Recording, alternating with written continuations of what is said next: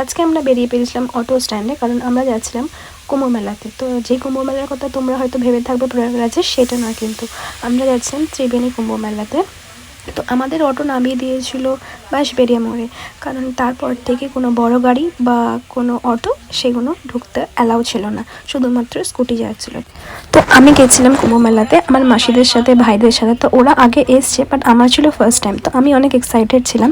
তো মনকে এটাই বলছিলাম যে ঠিক আছে, প্রয়াগরাজ উত্তরপ্রদেশে তো যেতে পারলাম না, তো ঠিক আছে না, ত্রিবেণীতেই চলে এলাম আমাদের হুগলিতে। তো যাই হোক, এখানে ছিল অনেক রকমের নাগা সাধুরা, যারা অনেক বিভিন্ন রকমের আখাড়া থেকে এসেছিল। কিছু নাগা সাধু এমনিও এসেছিল, যারা কাশি থেকে এসেছিল। তো তারপরে তোমরা জেনে থাকবে হয়তো জুনা আখাড়া, সেখান থেকেও এসেছিল।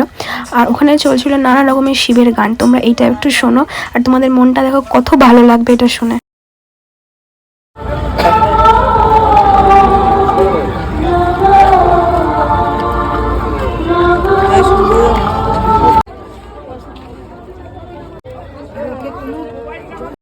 তো শুনতেই পেলে কত সুন্দর সুন্দর শিব ঠাকুরের গান চলছে, আর নানা রকমের খাবারও বিক্রি হচ্ছিল। তো আমাদের বেশিক্ষণ লাগেনি, কারণ 20-30টাই হয়তো নাগা সাধুরা এসেছিল। তো আমরা কি করব, তখন বাজে 7:30।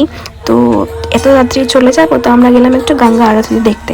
তো আগে আমি একটা ভিডিওতে দেখেছিলাম ওই 7:30 নাগাদ একটা গঙ্গা আরতি হয়, বাট আমরা সেটা দেখতে পাইনি সামনে থেকে, কারণ অনেক ভিড় হয়ে গেছিলো। তো ঠাকুরের আরতি নিয়ে আমরা এবার চলে গেছিলাম একটা কালী মন্দিরে। আর আমি আরতিটা আমার ওন্নাতে বেঁধে একটু মায়ের জন্য এনেছিলাম। তো এই কালী মন্দিরটা ছিল পাশে, এটা কালী মন্দির প্লাস শিব মন্দির ছিল। তো মাসি বললো যে এখন তো অনেক টাইম আছে, কি করবি, চ একটুখানি ঘুরে আসি। তো ঠিক আছে, আমরা গেলাম। আর সামনে থেকে তো গঙ্গাটা দেখতে পাইনি, তো তখন আরতি শেষ হয়ে গেছিলো। তো গঙ্গার সামনে গিয়ে আবার গঙ্গার জল একটু নিলাম মাথায়। তারপরে আমরা আবার একটু মানে ওই পিপ কিনে একটা, ওর মধ্যে একটু গঙ্গার জল নিয়ে আবার বাড়ি এলাম। তো পাশে দিচ্ছিলো একটুখানি প্রসাদ।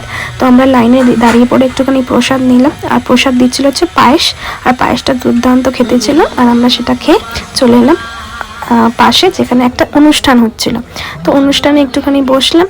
তারপরে আর কিছু দেখার ছিল না, পুরো মেলাটাই ঘুরে নিয়েছি। তারপরে বাড়ি চলে এলাম।